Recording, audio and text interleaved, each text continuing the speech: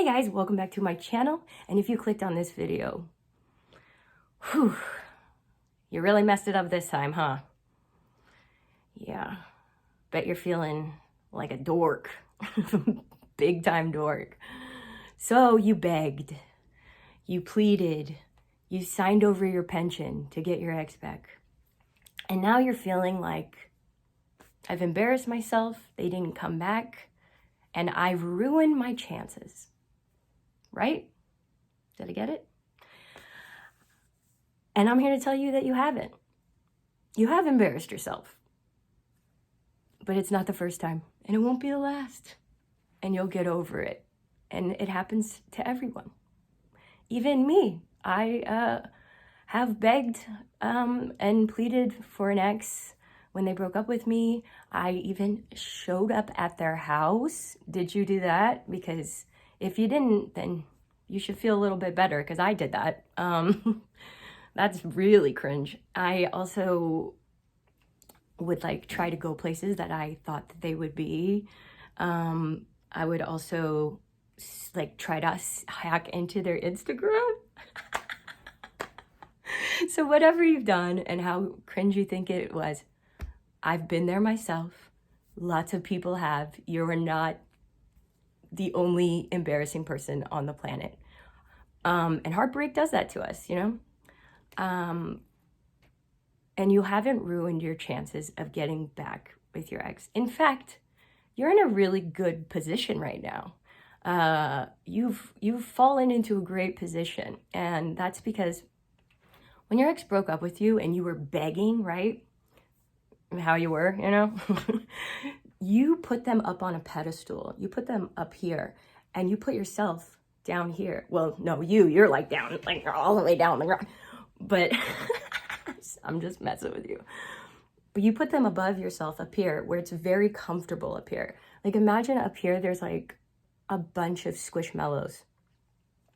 And it's just then there's Milano cookies, okay? That's where you put them, in Squishmallow Milano cookie heaven. And you put yourself down here in the pits of dwelling, powerless infomercial. And you've given them all the power. So they have no reason to be uncomfortable. You have every reason to be uncomfortable because you have none of the power over what happens in the relationship. And they know that. And they know they can change their mind anytime they want because you were so desperate. So how do we fix it? With being so desperate and needy, if you stop talking to them, go silent, it makes a bigger impact because you were so needy before, and when it abruptly stops, it's going to be more obvious to them. It's going to be very, very obvious, and then they'll have to ask themselves the question, did I make a mistake? We always want to get to them asking themselves that question. Did I make a mistake? So when you put them up here, they have a lot further to fall. They're going to hit the ground harder because they're so high up. It's such a drastic shift.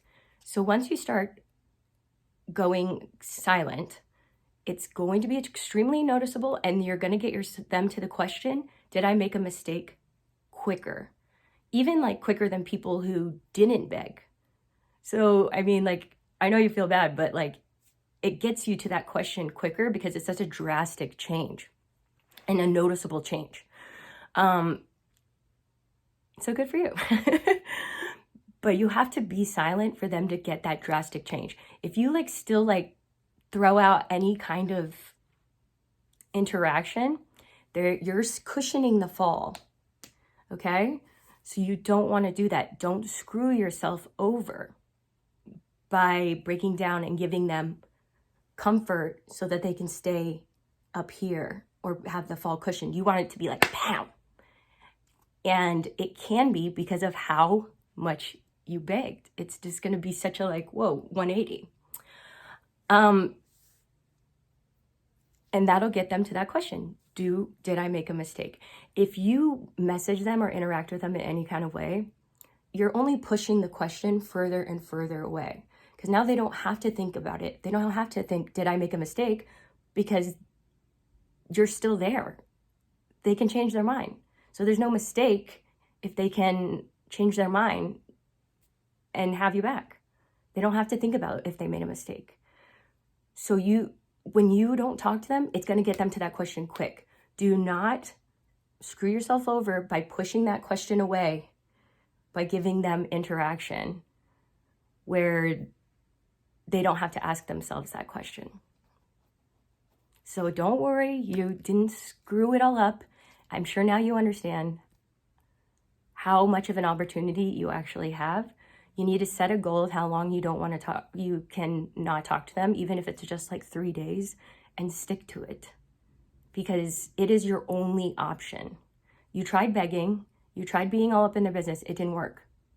So don't do that anymore. Try this. It's your only option. And you're in a pretty good place that it's likely to work. So I love you guys. I hope this was helpful. Leave me a comment.